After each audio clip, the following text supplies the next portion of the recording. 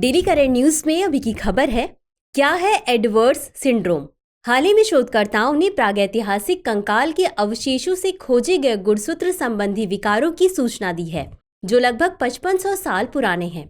बता दें कि इसके लिए प्राचीन मानव कंकाल अवशेषों से लगभग 10,000 जीनोम की जांच की गई। इनमें डाउन सिंड्रोम के 6 मामले और एडवर्ड्स सिंड्रोम का 1 मामला शामिल है। चलिए अब जानते हैं डाउन सिंड्रोम के बारे में। इसे ट्राइसोमी 21 के नाम से भी जाना जाता है। यह एक आनुवांशिक विकार है जो कि क्रोमोसोम 21 में एक अतिरिक्त क्रोमोसोम के जुड़ने की उपस्थिति के कारण होता है। अधिकांश लोगों की सभी कोशिकाओं में 46 गुणसूत्र होते हैं, लेकिन इस सिंड्रोम से पीड़ित लोगों में एक अतिरिक्त गुणसूत्र आने से इसकी संख्या 47 हो जाती है। इस कारण इस सिंड्रोम से पीड़ित लोगों में बौद्धिक विकास और सीखने की क्षमता कम हो जाती है। साथ ही इससे ग्रसित बच्चों में अक्सर देरी से विकास और व्यवहार संबंधी समस्याएं होती हैं। चलिए अब जानते हैं एडवर्ड्स सिंड्रोम के बारे में।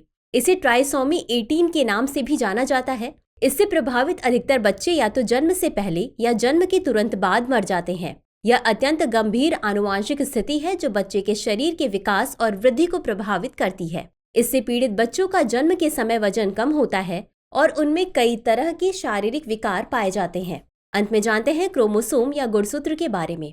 मनुष्य का शरीर कोशिकाओं से मिलकर बना होता है तथा प्रत्येक कोशिका के केंद्र में एक केंद्रक होता है।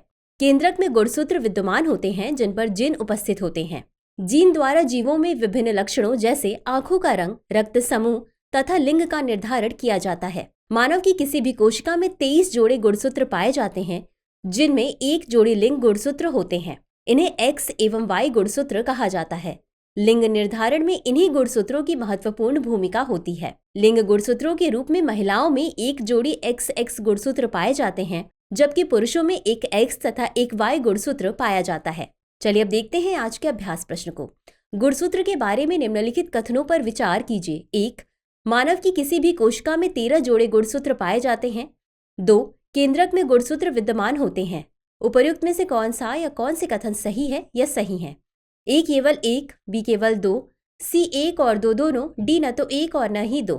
इस प्रश्न का उत्तर कमेंट बॉक्स में जरूर दें। अभी के लिए बस इतना ही। शुक्रिया। डियर व्यूअर्स, अपने एग्जाम की तैयारी को और बेहतर करने के लिए हमारे चैनल को लाइक, शेयर और सब्सक्राइब करना न भूलें।